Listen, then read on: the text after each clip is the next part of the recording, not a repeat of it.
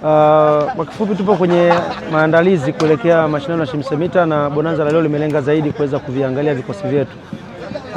Kwa mechi ambayo tumeshacheza mpaka sasa hivi tunaona kabisa kwamba halmashauri nyingi zimejiandaa vizuri, na kwa kuwa sisi tulikuwa ni mabingwa wa jumla kwenye mashindano yale ya Shimsemita, tunaamini upinzani kwetu utakuwa ni mkubwa sana, na kwa kuwa timu nyingi pia zinajiandaa vizuri, tunaamini kutakuwa kuna ugumu kwenye kutetea ubingwa, lakini kwa kuwa tumejiandaa na tunafanyia facilitation nzuri na uongozi wetu, tunaamini tutaenda na tutatetea tena ubingwa katika michezo yote. Matarajio yetu katika huu mchezo ulikuwa ni ushindi dhidi ya wapinzani wetu, lakini mchezo ulikuwa ni mgumu.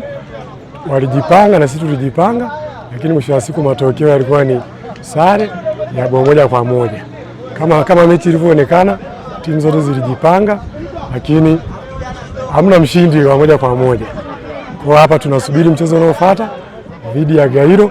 Matarajio yetu ni kuwashinda Gairo kwa ajili ya maandalizi ya michuano inayofuata, kutetea makombe yetu ya Shimsemita kama tulivyofanya mwaka jana. Tunatamani na mwaka huu hivyo hivyo tuwe mabingwa wa jumla katika michuano ya Shimsemita Mbeya. Mchezo ulikuwa mzuri na maandalizi ambayo tulikuwa nayo ni ya kuweza kuwin game ya kwanza, kwa sababu tunacheza game mbili, tuna wenzetu kutoka Gairo pia, unaona, lakini tulifanikiwa kipindi cha pili kupata goli. Baada ya kupata goli tukaja tukafanya makosa dakika za mwisho, na wenzetu Dodoma Jiji wakapata penati, wakaweza kusawazisha ikawa 1-1.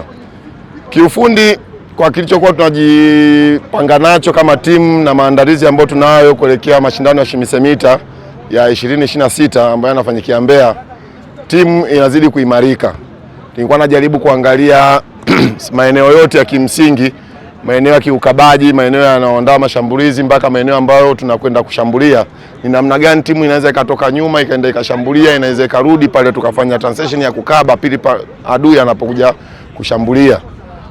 Nilikuwa nafanya switching ya wachezaji ndani na substitution zingine kutoka nje ili kuona uwezo wa wachezaji mmoja mmoja, ili mwisho wa siku tujenge timu imara na kuweza kuelekea kwenye mashindano ya mwaka huu. Kwanza kabla ya yote napenda kumshukuru Mwenyezi Mungu kwa maana kwamba tumekuwa na mchezo mzuri. Mchezo huu ambao umejikita katika maandalizi ya mashindano makubwa ya Shimsemita ambayo yanatarajiwa kufanyika Mbeya. Nashukuru benchi la ufundi kiujumla, wamekuwa na kazi nzuri pamoja na wachezaji wote kwa ujumla wamejituma kadri ya uwezo. Nashukuru tumepata matokeo japo hayakuwa malengo yetu, lakini tumepata sare ya 1-1.